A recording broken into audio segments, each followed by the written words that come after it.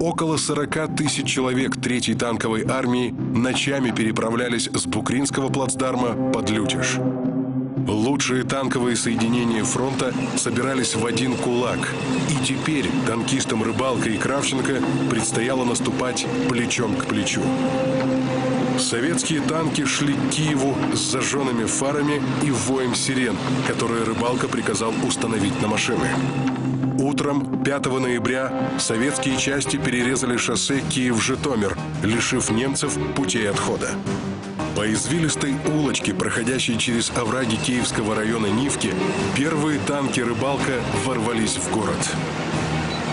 В память о тех событиях эта улица до сих пор носит название Танковой. Советские танки подошли к Киеву с севера.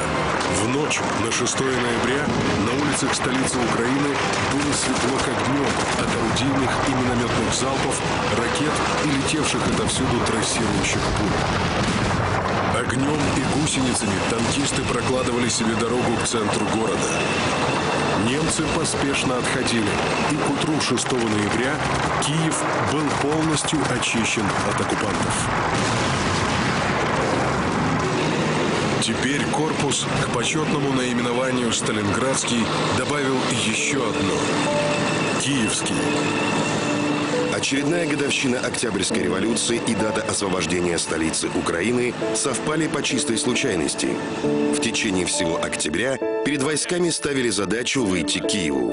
Будь у немцев меньше сил, город бы освободили задолго до 7 ноября. В послевоенные годы появилась легенда о юбилейном наступлении, согласно которой войска Ватутина должны были любой ценой освободить Киев к торжеству.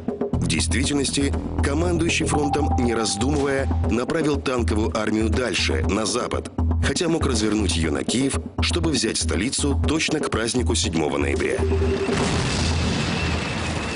Зимой 43-44 годов южный сектор фронта стал ареной колоссального сражения.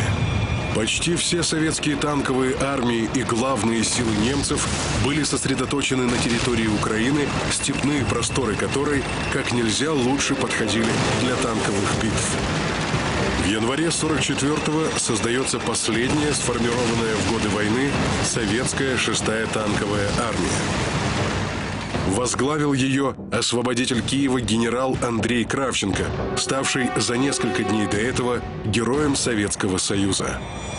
Боевое крещение новая армия приняла уже через несколько дней. К началу 44-го советские войска прорвались к Житомиру и Кировограду. В руках немцев остался выдвинутый далеко на восток выступ в районе Канева. Гитлер в своих планах видел его в качестве плацдарма для контрнаступления. Он еще надеялся выиграть сражение за Украину. Советское командование имело свой план развития событий на этом выступе. Сражение, известное как Корсунь-Шевченковская операция, началось 24 января. Первым в наступление перешел 2-й Украинский фронт.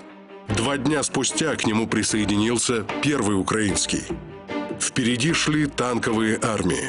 6-я танковая насчитывала 245 танков и самоходных артиллерийских установок. Справка. Самоходные артиллерийские установки, или САУ, представляют собой артиллерийское орудие, смонтированное на самодвижущемся шасси. В отличие от танков, САУ имеют большую дальность стрельбы. Их задача – огневая поддержка войск. Орудия самоходок более мощные, чем у танков, что определяет большую длину и вес ствола и более совершенное прицельное оборудование. Уже на 5-й день операции в районе Звенигородки танки Кравченко соединились с 5-й гвардейской танковой армией Ротмистрова, и кольцо замкнулось. В окружение попали почти 60 тысяч немецких солдат. В сводках вермахта они значились как группа Штеммермана по имени командира одного из 2 корпусов. 2 советские танковые армии развернулись фронтом на юг, не давая возможности немцам извне пробиться к взятым в кольцо. Устойчивость немецкой обороны в немалой степени держалась на вере командиров. В случае окружения им придут на помощь. Поэтому часто немецкие соединения не отступали, даже оказываясь под угрозой охвата и обхода. Правда, вера в поддержку была подорвана под Сталинградом. Но теперь под Корсунь-Шевченковским немецкое командование любой ценой решило не допустить повторения разгрома на Волге. Гитлер пообещал окруженным: «Можете положиться на меня, как на каменную стену, а пока держитесь до последнего патрона». Командующий немецкой первой танковой армией генерал Хубе радировал в котел всего одну фразу: «Я вас выручу, Хубе». Помимо ободряющих радиограмм, окруженные стали получать топливо и боеприпасы по воздуху. Снабжать 60-тысячную группировку было проще, чем 300 тысяч в Сталинградском котле.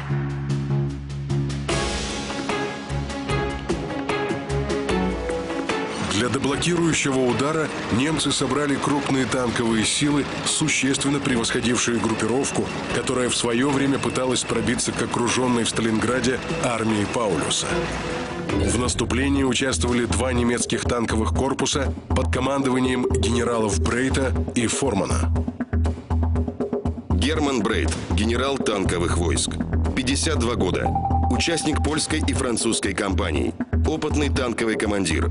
В 41-м прошел от Бреста до Тулы. Воевал под Харьковом и на Кавказе. Участвовал в сражении на Курской дуге. Веренный ему танковый корпус был сопоставим с советской танковой армией. Сразу 4 немецких танковых дивизии корпуса Брейта, усиленные тяжелым танковым полком Бёкке из 80 «Тигров» и «Пантер», атаковали советские позиции. В феврале 1944-го основным танком Красной армии оставался Т-34 с 76-мм пушкой, существенно уступавший «Тиграм» и «Пантерам». Сохранить позиции под ударом такой мощи было невозможно, и советские танки начали отступать. Немцы захватили деревню Лысянка, но до соединения с окруженными им было еще далеко. На помощь армии Кравченко пришла 2-я танковая армия генерала Богданова. Бои шли в исключительно трудных условиях. Маневр сдерживала оттепель. Если зимы предыдущих лет войны отличались суровостью, то это выдалось на удивление теплой. Дороги раскисли. Даже танки передвигались в месиве грязи с большим трудом. Под Корсунем происходили решающие события для всего Восточного фронта. Здесь, у Лысянки, состоялся дебют нового советского танка. Сюда были направлены первые прибывшие с завода на фронт тяжелые танки Иосиф Сталин ИС. Советский танк ИС стал ответом немецким «Тиграм». Толщина лобовой брони танка составляла 120 мм. Машины ранней модели на вооружении имели 85-миллиметровую пушку. Вскоре ее заменят на мощное 122-миллиметровое орудие, которое сделает ИС самым опасным противником германских танков. Танки ИС-1 и ИС-2 поступали на вооружение и отдельных тяжелых танковых полков «Прорыва», оказавших существенное влияние на ход боевых действий в 1945 году при штурме немецких городов. Модернизированные ИС-2 находились на вооружении советской и российской армий до 1995 года. Первый бой «Тигров» и «Пантер» с ИСами закончился в ничью.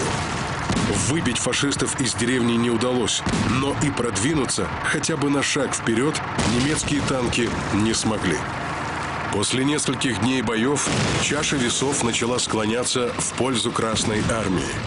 Корсунь-Шевченковский все чаще называли Сталинградом на Днепре. В котел посыпались листовки с предложениями сдаться в плен.